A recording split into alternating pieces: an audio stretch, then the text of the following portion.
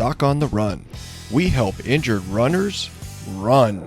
Do I need a fracture walking boot for extensor tenosynovitis? Well, that's what we're talking about today on the Doc on the Run podcast. Okay, if you get this pain on the top of your foot where you have some aching and you think that it's the extensor tendon sheath or the little tube around the extensor tendons that goes out to the toes on the top of the foot, you might want to figure out what you got to do to stop those things from moving and let it calm down.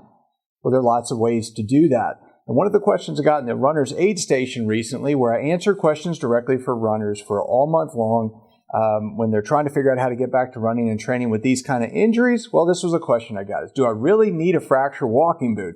So this is somebody who went to the doctor. It said, you have extensor tenosynovitis. The best way to get it to calm down is to remove the inflammation and stop aggravating the tendons. One way to stop aggravating the tendons is to hold the tendons still. One way to do that is by wearing a fracture walking boot. Now, a fracture walking boot may seem like overkill to you, and it's understandable. I mean, it is a pretty significant intervention. This is what we use for people after surgery or when you have a fractured bone and we're trying to keep you moving.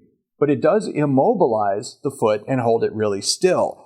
And it also kind of keeps you from moving your toes and bending the toes in a way that pulls the tendons through the tendon sheath over and over pretty effectively.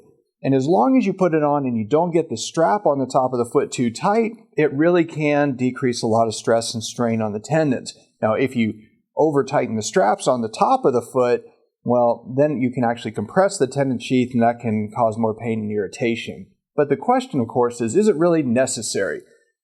Well, it will help. That is true. So for sure, the fracture walking boot could help. So would a fiberglass cast.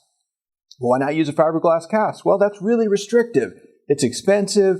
It's troublesome. You can't get it wet. It's hard to change clothes. There are lots of reasons why you don't want to have a cast. And a fracture walking boot is just a little bit simpler version of a cast. It functions like a walking cast. And it is effective at holding the foot still. And it really will help the tendon sheaths calm down faster, but it's not always necessary. And I really think, particularly if you're an athlete, if you're a runner, the least restrictive intervention is always best. There's always a price to pay for using the fracture walking boot.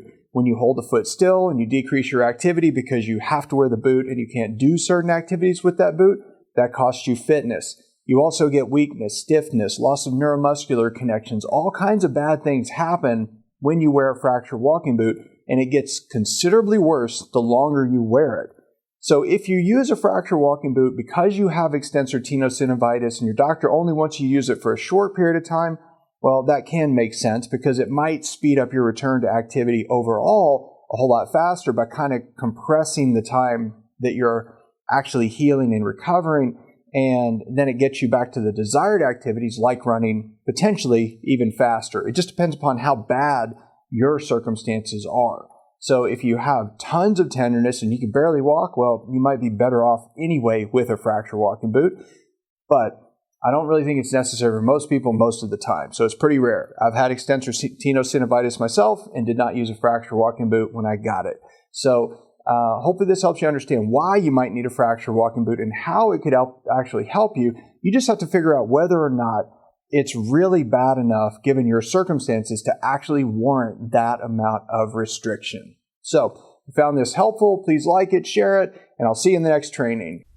Doc on the Run. We help injured runners run.